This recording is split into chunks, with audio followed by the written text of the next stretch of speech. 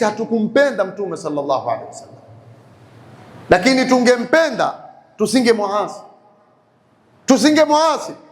Ndio mshairi akasema, ta'si rasula wa tudhhiru hubbahu, wampenda mtume kisha wewe wadhihirisha wa muasi mtume kisha wadhihirisha kwamba wewe wampenda mtume.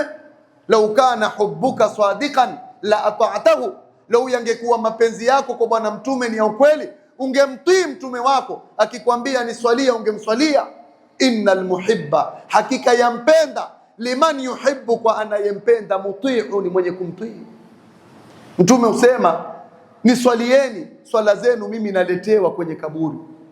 Allah anamregeshea roho yake, Jibril anatoa salamu, ya Rasulullah, fulani bin fulani amekusalimia. Ikiwa sisi majina yetu hatuko radhi yatajwe mbele ya Mtume sallallahu alaihi wasallama, ni lini wewe utalia kwa ajili ya Mtume sallallahu alaihi wasallam? Haitokei abadan.